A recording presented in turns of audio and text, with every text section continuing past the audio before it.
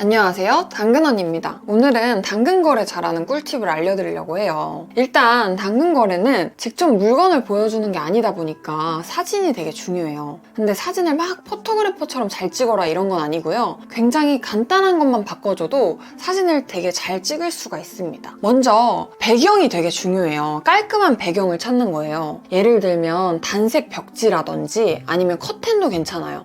근데 이제 패턴이 없는 커튼이 더 좋겠죠? 그리고 바닥에 눕혀서 찍을 수 있는 물건이라면 그냥 깔끔한 이불 있잖아요. 이불 위에서 찍는 것도 방법이에요. 여기까지만 해도 50%는 성공입니다. 그런데 여기서 조금 더 어필을 해보고 싶다면 각도를 이용하는 게 중요한데요. 물건의 매력이 좀 더 돋보일 수 있도록 각도를 잡아주는 거죠. 예를 들어서 신발이라면 제가 신발을 준비했는데요. 이렇게 그냥 정면만 보여준다면 굉장히 재미없을 수가 있는데 이거를 살짝 꺾어서 측면도 같이 보여주는 거죠. 그랬을 때는 정면보다 뭔가 측면이랑 같이 보여줬을 때 조금 더 신발을 더 돋보이게 할 수 있는 사진을 찍을 수가 있습니다. 이런 식으로 각도를 잡아주는 것도 방법이고요. 그리고 이렇게 사진을 찍어서 한 장만 올리는 것보단 여러 장을 같이 올려주는 게 좋아요.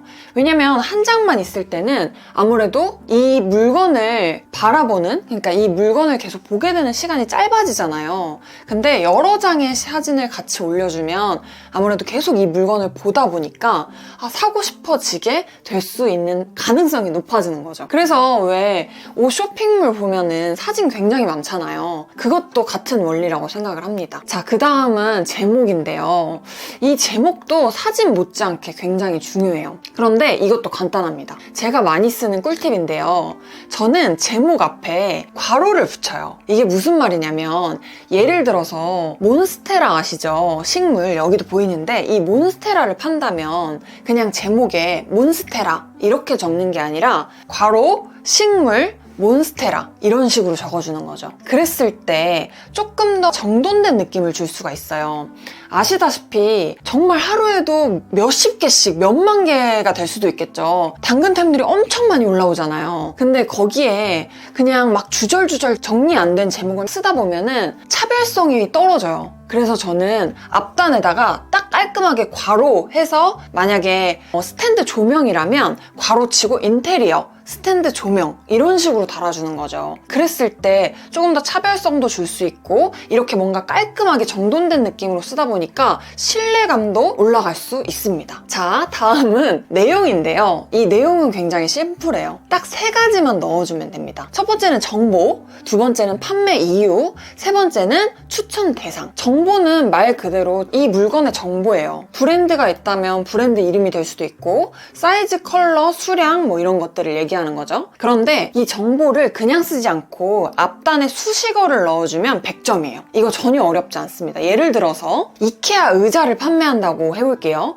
그러면 그냥 이케아 의자 뭐 이런 식으로 쓰는 게 아니라 깔끔한 화이트 톤의 이케아 의자 이런 식으로 써주는 거예요. 그랬을 때 조금 더 정보가 더 풍성해 보이는 느낌을 줄 수가 있거든요. 그래서 이런 식으로 디테일하게 적어주시면 좋고, 두 번째는 판매 이유인데요. 판매 이유는 이런 느낌으로 쓰세요. 아무래도 중고다 보니까 뭔가 찝찝한 느낌을 없애주는 게 굉장히 중요해요. 이 물건이 하자가 없다는 걸 어필을 하는 거죠. 마치 이런 느낌이에요. 이거 진짜 멀쩡한데 내가 가져갈 수가 없어서, 혹은 너무 멀쩡하고 좋은데 보관할 곳이 없어서, 또는 이거를 내가 사용할 시간이 없어서 이런 느낌을 앞에다가 넣어주는 거예요. 예를 들면 이사 가면서 혹은 인테리어를 바꾸면서 라는 이유를 넣어주는 거죠. 그래서 내가 이 물건을 판다 라는 식으로 하면 이 중고에 대해서 뭔가 의심스럽고 찝찝한 이런 것들이 싹 사라집니다. 그래서 판매 이유는 제가 지금 말씀드린 이런 것들을 담아주시면 더 좋으실 거예요. 그리고 마지막은 추천 대상인데요. 이거는 디테일할수록 좋아요. 예시를 바로 들어드릴게요. 예를 들어서 의자라고 하면 바닥이 앉는 부분이 널찍한 의자를 좋아하시는 분들이라면 완전 추천드려요. 또는 만약에 조명이라면 자취방 또는 안방 인테리어를 고민하시는 분들에게 좋을 것 같아요. 이런 말이라든지, 가구라면 모던한 스타일을 좋아하신다면 정말 만족하실 거예요. 뭐 이런 말이라든지, 실용성 있는 가방을 찾고 계신다면 후회하지 않으실 거예요. 이런 말을 넣어주면 이게 참 있고 없고가 차이가 굉장히 크거든요. 이게 딱 있을 때는 모던한 스타일? 난데? 하고 이 물건을 다시 한번 바라보게 되는 거죠. 나 모던한 스타일 좋아하는데? 가 후킹이 돼서 다시 그 물건을 바라보게 되는 거예요. 완전 꿀팁이죠. 자, 이제 마지막 대망의 가격인데요. 제가 지금 말씀드린 이것들을 잘만 따라오셨다면 절대 싸게 내놓지 마세요.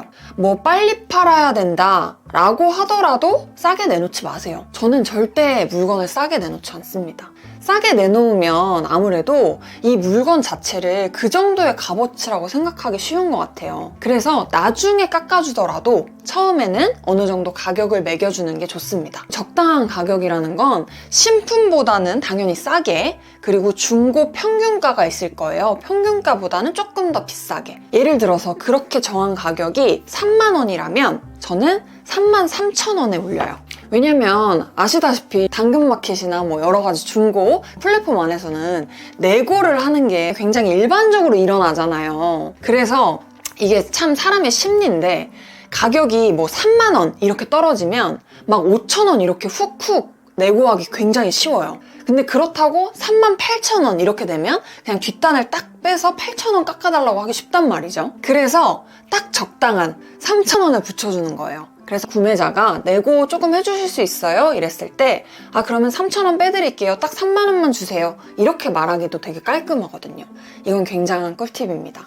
그래서 저는 뒤에 3,000원 정도를 더 붙이곤 해요. 자, 여기까지 제가 그동안 경험하면서 느꼈던 나름의 노하우 중에 가장 기본적인 꿀팁을 알려드렸는데요. 이것만 하셔도 굉장히 도움이 될 것 같아요.